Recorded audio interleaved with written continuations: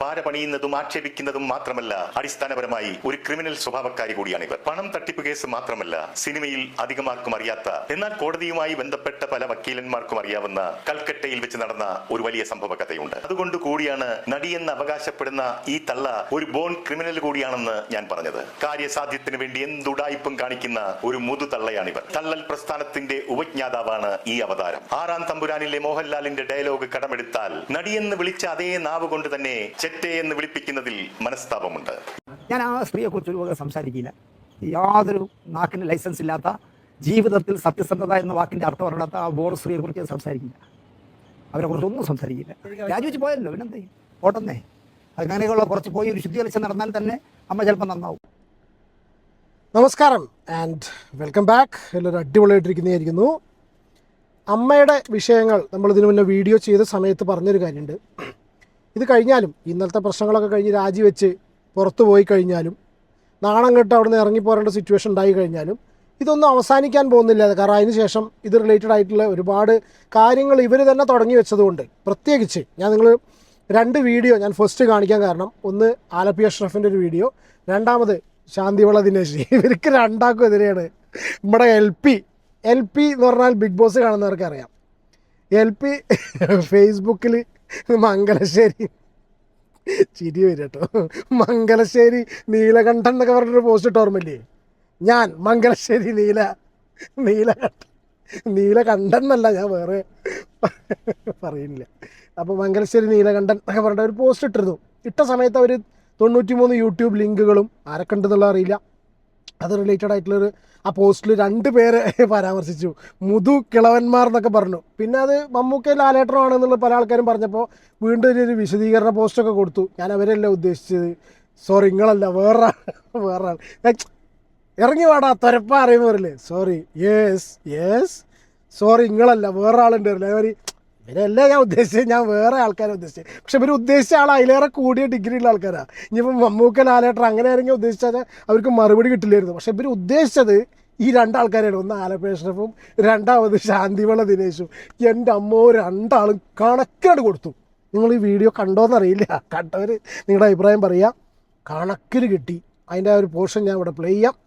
അതിലേക്ക് കിടക്കുന്നതിന് മുന്നേ കൂളിംഗ് ഗ്ലാസ് വെച്ചാൽ നടക്കില്ല, നമ്മൾ മറ്റേ കണ്ണട വെക്കണം. You understand? കാഴ്ചശക്തിയുടെ പരിമിതി കാരണം കണ്ണട വെക്കട്ടെ. 1-2 കാര്യങ്ങളുണ്ട്. ഫേസ്ബുക്കിൽ ഗ്രൂപ്പിൽ പറഞ്ഞു, എൻ്റെ ശവം കാണാനും ആരും വരണ്ട, റീത്ത് വെക്കാൻ ആരും വരണ്ട. മറ്റേ സത്യം പറയാൻ കലാഭവമണിയുടെ ഡയലോഗ് ഉണ്ട് കേട്ടോ.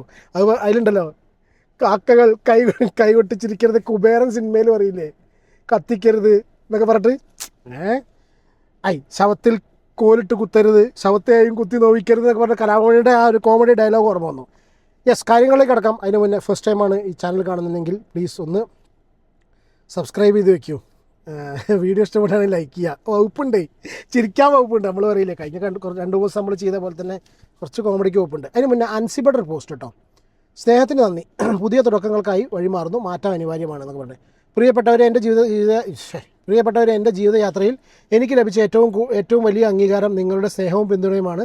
അതിന് വാക്കുകൾ കൊണ്ട് നന്ദി പറയുന്നത് അപൂർണമായിരിക്കും. ഒപ്പം നിൽക്കുന്ന ഓരോരുത്തരുടെയും ഹൃദയത്തിൽ എനിക്ക് ലഭിച്ച ഈ സ്ഥാനമാണ് എൻ്റെ ഏറ്റവും വലിയ പുരസ്കാരം. അമ്മ സംഘടനയുമായി ബന്ധപ്പെട്ട് ഇനി ഒരു ഭാരവാഹിത്വത്തിലേക്ക് മത്സരിക്കാനോ സ്ഥാനമാനങ്ങൾ വഹിക്കാനോ ഞാൻ ആഗ്രഹിക്കുന്നില്ല. സംഘടനയുടെ ഭാവി പ്രവർത്തനങ്ങൾ മികച്ച രീതിയിൽ മുന്നോട്ട് പോകട്ടെ എന്ന് ആശംസിക്കുന്നു. ശക്തവും കരുണയും ആർജവുമുള്ള ഒരു പുതിയ യുവ നിര ഇതിനായി കടന്നു വരട്ടെ. എല്ലാവർക്കും ഹൃദയം നിറഞ്ഞ നന്ദി. സ്നേഹത്തോടെ അൻസിബാസൻ. അൻസിബയുടെ 20 മിനിറ്റിൻ്റെ പ്രസംഗം അടിച്ചിരുത്തി എല്ലാവരെയും എന്നുള്ളൊരു സംഭവം നിങ്ങൾ അറിഞ്ഞുണ്ടായിരിക്കും. ഇതൊക്കെ പോട്ടെ, ഇനി ഇതിൻ്റെ ബാക്കി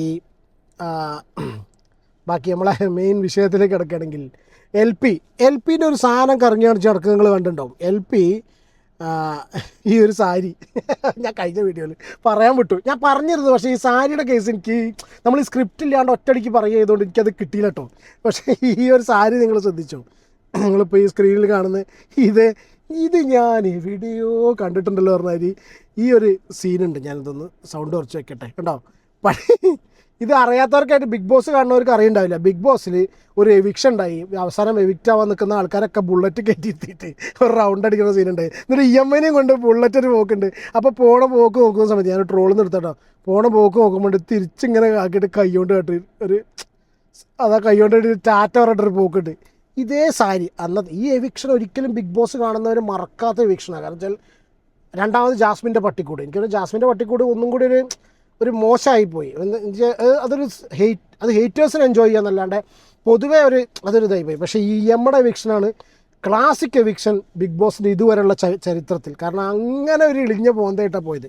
എന്തായാലും അതേ സാരി എടുത്തിട്ടാണ് എമ്മ വന്നതെന്നൊക്കെ പറഞ്ഞിട്ടുള്ള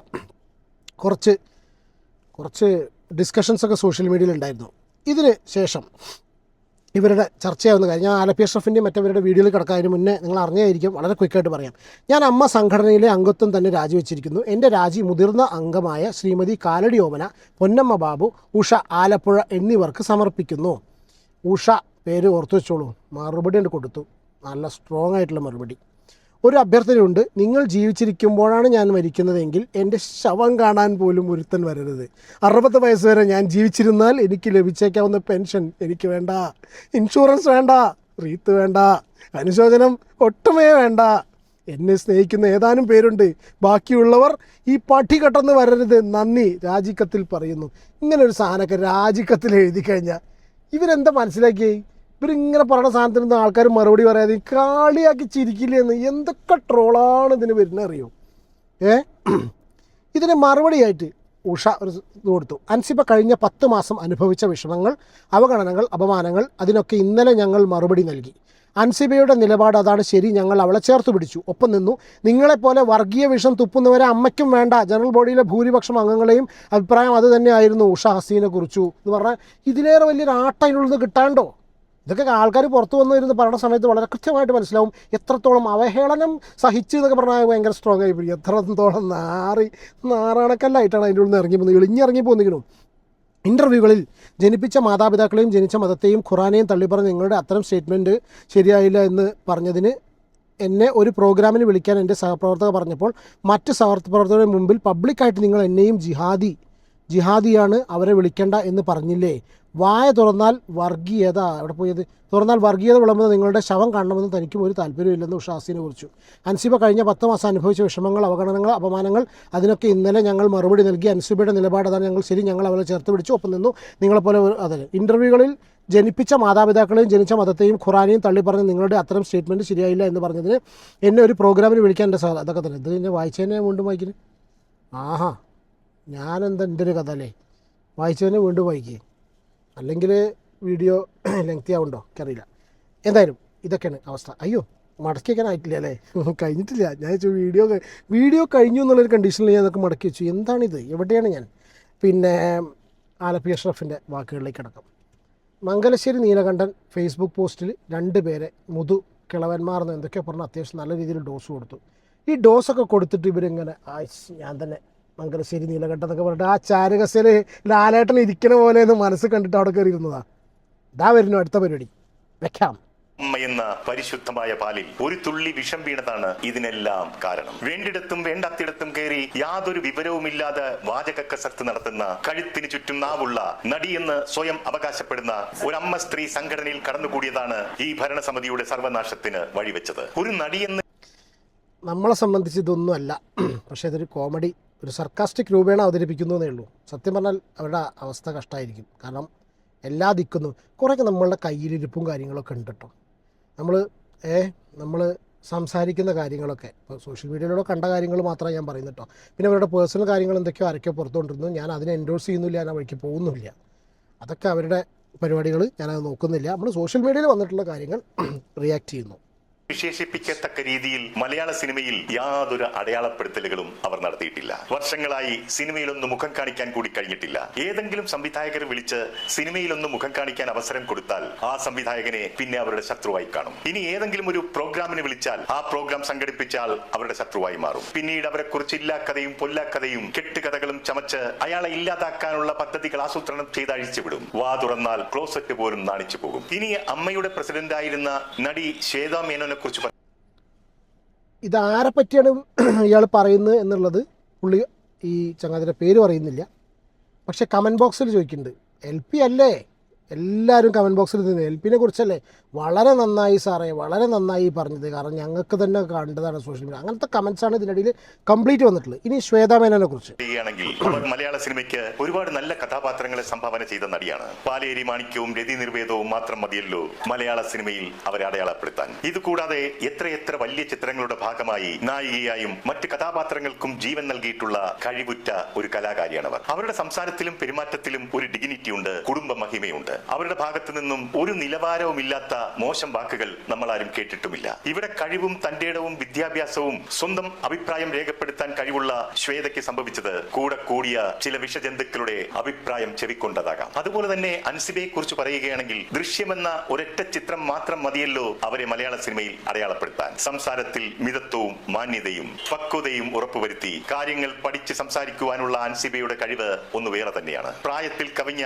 പക്വതയോടുകൂടിയാണ് അവർ കാര്യങ്ങളെ നോക്കിക്കാണുന്നതും സംസാരിക്കുന്നതും ഇടപെടുന്നതും. അമ്മയിലെ മറ്റൊരു അംഗമായ ഉഷയെ കുറിച്ച് പറയുകയാണെങ്കിൽ കിരീടത്തിലെയും ചെങ്കോലിലെയും സേതുമാധവന്റെ പ്രിയപ്പെട്ട സഹോദരിയെ അനശ്വരയാക്കിയ ആ കഥാപാത്രത്തെ ആർക്കാണ് മറക്കാൻ കഴിയുക? ഉഷ സിനിമയിലും സീരിയലിലും മറ്റു പ്രോഗ്രാമിലുമൊക്കെ ലൈവായി നിൽക്കുന്ന വലിയൊരു കലാകാരി തന്നെയാണ്. അതുപോലെ തന്നെ സിനിമയിലും സീരിയലിലുമൊക്കെ അവരുടേതായ വ്യക്തിമുദ്ര പതിപ്പിച്ച കലാകാരികളാണ് പൊന്നമ്മ ബാബുവും കാലടി ഓമനയും മായാ വിശ്വനാഥുമൊക്കെ. ഇവരെയൊക്കെ കേരളത്തിൽ അറിയപ്പെടുന്നത് നല്ല കഴിവുറ്റ കലാകാരികളായിട്ടാണ്. ഇവരാരും ആവശ്യമില്ലാത്ത കാര്യങ്ങളിൽ ഇടപെടുകയോ സംസാരിക്കുകയോ ചെയ്യുന്നവരുമല്ല. ഇനി നീനാക്കുറുപ്പിനെ കുറിച്ച് പറയുകയാണെങ്കിൽ മലയാള സിനിമയിൽ ശ്രദ്ധിക്കപ്പെടുന്ന നിരവധി അനവധി കഥാപാത്രങ്ങൾക്ക് അവർ ജീവൻ പകർന്നിട്ടുണ്ട്. ഗാന്ധിനഗർ സെക്കൻഡ് സ്ട്രീറ്റിൽ തുടങ്ങി മമ്മൂട്ടിയുടെ നായികയായി ശ്രീധരന്റെ ഒന്നാം തിരുമുറിവിലും ദിലീപിന്റെ പഞ്ചാബി ഹൗസിലുമൊക്കെ അഭിനയ മികവ് കൊണ്ട് പേരുകെട്ട വ്യക്തിയാണ് നീനാക്കുറുപ്പ്. ഇന്നും അവർ സിനിമയിലും സീരിയലിലുമൊക്കെ സജീവവുമാണ്. തന്നെ പൊതുമധ്യത്തിൽ അപകീർത്തിപ്പെടുത്തി തെറി അഭിഷേകം നടത്തിയവരോട് പോലും ക്ഷമിച്ച് മാപ്പ് നൽകിയ വ്യക്തിയാണ്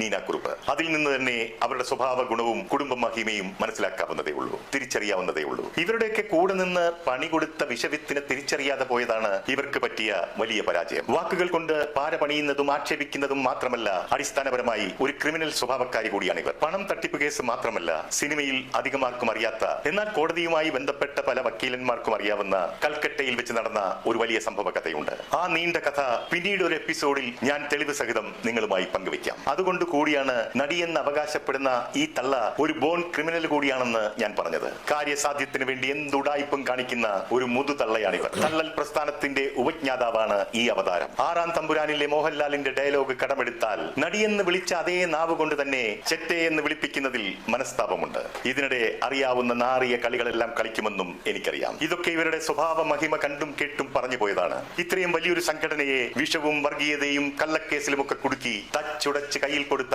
ആ ക്രിമിനൽ ബുദ്ധിയുണ്ടല്ലോ, അതിന്റെ മുന്നിൽ ഒരു ദക്ഷിണ വെച്ച് നമസ്കരിക്കുന്നു. സത്യം കേട്ടോ, നമ്മൾ ഈ പഴയ ഈ അമ്മ റിലേറ്റഡ് ആയിട്ടുള്ള AMMA റിലേറ്റഡ് ആയിട്ടുള്ള ഈ പ്രശ്നങ്ങളൊക്കെ നോക്കിയാൽ എവിടുന്നാണ് ഇതിൻ്റെ തുടക്കം എന്ന് വളരെ കൃത്യമായിട്ട് മനസ്സിലാവും. ഇനി chess number 2 on stage. Chess number 2 ഇതൊരു ഇൻ്റർവ്യൂ കൊടുത്തതാണ്. ചെസ് നമ്പർ 2 മിസ്റ്റർ ശാന്തിയോള ദിനേശൻ്റെ സ്വന്തം ചാനലിൽ ഒരു സാധനം അടിച്ച് കലക്കിയിട്ടുണ്ട്. ഞാൻ അത് ഇവിടെ വെക്കുന്നില്ല, വേറെ ഒന്നുമില്ല, കട്ട് ചെയ്യാൻ മറന്നു, എടുത്തേക്കാൻ മറന്നു. അപ്പോൾ ഞാൻ ചെറിയൊരു പോർഷൻ ഇവിടെ ചെയ്യാം. ഭയങ്കര കഷ്ടമായി. 10 മാസം കൊണ്ട് തന്നെ നശിപ്പിച്ചു. തമ്മിൽ യൂണിറ്റി ഇല്ലാതെ അങ്ങോട്ടും ഇങ്ങോട്ടും ചീത്ത വിളിക്കുക, പ്രായം കുറഞ്ഞ കൊച്ചുകുട്ടി ഒരു തെറ്റ് ചൂണ്ടിക്കാണിച്ചാൽ അവളെ വർഗീയവാദിയാക്കുക, അവളെ ചീത്ത വിളിക്കുക, പിന്നെ സീനിയറായ ഒരു നടിയുണ്ട് നീ ആരടി എന്നൊക്കെ ചോദിച്ചിട്ട് ഇടിക്കാൻ കൈ ഓങ്ങുക, മുട്ടുകയറ്റു എന്നൊക്കെ പറയുക, പിന്നെ അവളുടെ അമ്മയ്ക്ക് ചേർത്ത് ചീത്ത വിളിക്കുക. ഇതൊന്നും സംഘടനയുടെ തലപ്പത്തിരിക്കുന്നവർ ചെയ്യേണ്ടതല്ല. അത് നന്നായി ഞാൻ പറയും. കാരണം എന്താ പറയുക, ഒരു പക്ഷമില്ലാതെ ഒരു ന്യായമില്ലാത്ത പക്ഷങ്ങൾക്ക് വേണ്ടി കൂട്ടു നിൽക്കുന്നവരൊക്കെ രാജിവെച്ച് പോകുന്നതായിരിക്കും നല്ലത്. അതും തെറ്റില്ല എന്ന് ഞാൻ പറയും. ഓട്ടന്നേ അങ്ങനെയുള്ള കുറച്ച് പോയി ഒരു ശുദ്ധികളിച്ച് നടന്നാൽ തന്നെ അമ്മ ചിലപ്പോൾ നന്നാവും. ശരിക്കും ഈ നാട്ടുപ്രദേശത്ത് കാണാൻ അയൽക്കൂട്ടം പോലെ ആയിപ്പോയി. അയൽക്കൂട്ടം ഇങ്ങനെയൊന്നുമല്ല, സ്വയം തൊഴിൽ പോണവരും ഇങ്ങനെയല്ല. ഇത് അതിനേക്കാളും താഴെയാണ്. വെറും തറയാണെന്നേ, വെറും തറ വർത്തമാനങ്ങളിലും. അത് നിങ്ങൾ ആലോചിച്ച്, ഒരു പ്രൊഡ്യൂസറെ പറ്റിച്ച് 20 ലക്ഷം രൂപ പറ്റിച്ച് കോടതിയിൽ ശിക്ഷിക്കാറായി, കേസിന്റെ വാദത്തിൽ ശിക്ഷിക്കാറായി വരുന്നവൾ പോലും അമ്മയുടെ തലപ്പത്തിരുന്നുകൊണ്ട് കാണുന്ന ആരെയും ഇൻക്ലൂഡിങ് മീ എന്ന് പറയാം, കാരണം എന്നെ അടക്കം അമ്മയുടെ അഡ്രസ്സും പറഞ്ഞ് ചീത്ത വിളിക്കലും. അതൊക്കെ രാജിവെച്ച് പോയാൽ ആ സംഘടന നന്നാവുന്നേ. കാരണം ഇത് ആണുങ്ങളിരുന്ന സീറ്റല്ലേ. MG സോമനെ പോലെ, ഇന്നസെന്റിനെ പോലെ, മധുസാറിനെ പോലെ, ബാലചന്ദ്ര മേനോനെ പോലെ, സുകുമാരനെ പോലെ എത്രയോ നല്ല മഹത് വ്യക്തികൾ ഇരുന്ന പോസ്റ്റ് അതിൽ നിന്ന് പോകണമെന്നാണ് നല്ലത്. ഇതൊക്കെ ഈ ഐറ്റംസുകൾ പോകുന്നതാണ് നല്ലത്. അത് ചിലപ്പോൾ അതുകൂടെ ഇനിയിപ്പോൾ അമ്മ നന്നാവാൻ സാധ്യത. ഇതിൽ സ്ത്രീകൾ എന്ന് പറയാൻ പറ്റില്ല കേട്ടോ. ഞാൻ ഇന്നലെ തന്നെ എൻ്റെ വീഡിയോയിൽ വളരെ കൃത്യമായിട്ട് പറഞ്ഞു. ഈ സ്ത്രീ വിരോധം എന്ന് പറയുന്നത് ചിലപ്പോൾ പറഞ്ഞ കേസ് അതാണ്, ആണുങ്ങൾ ഇരുന്ന സീറ്റ്. ഞാൻ അതിനോടൊന്നും യോജിക്കുന്നില്ല. പക്ഷേ നല്ല കഴിവുള്ള സ്ത്രീകൾ പല മേഖലയിലും തിളങ്ങുന്നുണ്ട്. പല എന്താ പറയുക, പല പ്രസ്ഥാനങ്ങളുടെയും ഹെഡ് ചെയ്തിട്ട് നല്ല രീതിയിൽ മുന്നോട്ട് കൊണ്ടുവന്ന ഒരുപാട് സ്ത്രീകളുണ്ട്. പക്ഷെ ഇതൊന്നുമില്ല, ഇത് കഴിവൊന്നുമില്ല, ഇത് അതിന് മാത്രം കഴിവൊന്നുമില്ല. എന്നാൽ സിനിമയിൽ അഭിനയിച്ചിട്ട് വലിയ ഇതൊക്കെ ആയിട്ടുണ്ടോ അതുമില്ല. അങ്ങനെ കഴിവൊന്നും ഇല്ലാത്ത ആൾക്കാരായതുകൊണ്ടായിരിക്കാം അവർക്ക്. പിന്നെ എന്താ വെച്ചാൽ ഈ ഇതുപോലെ ഈ നുണക്കൂട്ടം അങ്ങനത്തെ രീതിയിൽ മാത്രം മുന്നോട്ട് കൊണ്ടുപോകണ അതേ ഉള്ളൂ, അതേ അവർക്ക് അറിയുള്ളൂ. ഞാൻ പറഞ്ഞല്ലോ, ഈ ജനറൽ ബോഡിയുടെ ഭൂരിപക്ഷം എന്ത് തീരുമാനം എടുക്കുന്നോ അതിനോടൊപ്പം ഞാൻ നിൽക്കും. അമ്മ എന്ന് പറഞ്ഞ സംഘടന നിലനിൽക്കേണ്ടത് നമുക്ക് എല്ലാവർക്കും ആവശ്യമാണ്. ഇപ്പം ഞാൻ കേട്ടെ മോഹൻലാലിനോ മമ്മൂട്ടിക്കോ സുരേഷ് ഗോപിക്കോ ദിലീപിനോ ഒക്കെ അമ്മ കൊണ്ട് ഒരു ഗുണം ഉണ്ടാവാൻ സാധ്യതയില്ല, ദോഷമല്ലാതെ.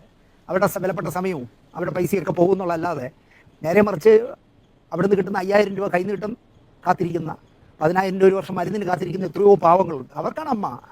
ആ അമ്മയെ തകർക്കരുതെന്ന് മോഹൻലാൽ പറയുമ്പോൾ മോഹൻലാൽ അതിനപ്പുറം എന്ത് പറയാൻ? പറയേണ്ടത് അയാൾ പറഞ്ഞു, ചെയ്യേണ്ടത് അവിടെ ചെയ്തു. കാരണം ഒറ്റപ്പെടുത്തി നിർത്തിയിരുന്ന അൻസിബ എന്ന് പറഞ്ഞ കുട്ടിയെ സ്റ്റേജിൽ വിളിച്ച് കയറ്റി വിളക്ക് കൊളുത്തിച്ചു. അതിനപ്പുറം അയാൾ എന്ത് മെസ്സേജാണ് തരേണ്ടത്? ഒരു അക്ഷരം പറയണ്ടല്ലോ, പ്രവൃത്തി കാണിച്ചില്ല. അതുകൊണ്ട് അത് നല്ല ഇന്നലെ മോഹൻലാൽ കൂടെ വന്നില്ലായിരുന്നെങ്കിൽ നിങ്ങൾ ആലോചിക്കുന്ന അതെല്ലാം കളരിയാവൂലേ? മമ്മൂട്ടിയില്ല, സുരേഷ് ഗോപിയില്ല, ആരുമില്ല. യെസ്, അപ്പോൾ ഇതൊക്കെയാണ് പറഞ്ഞ കാര്യങ്ങൾ. ഇനി ഇതിൻ്റെ ബാക്കി വേറെ അപ്ഡേറ്റ്സ് ഒന്നും ഇവരുടെ ഭാഗത്തു നിന്നും വന്നിട്ടില്ല. എന്തായാലും ഇതോടുകൂടി പ്രശ്നങ്ങളൊക്കെ കലങ്ങി തെളിയും എന്ന് പ്രതീക്ഷിക്കണമില്ല. കാരണം അങ്ങനത്തെ ആൾക്കാരാണ് ഇതിൽ ഇൻവോൾവായി കിടക്കുന്നത്. എന്താണ് ഈ ഒരു വിഷയത്തിൽ നിങ്ങളുടെ അഭിപ്രായം എന്നുള്ള കമൻറ്റ് ചെയ്യൂ. നമുക്ക് അടുത്ത വീഡിയോയിൽ കാണാം. Take care and God bless. By.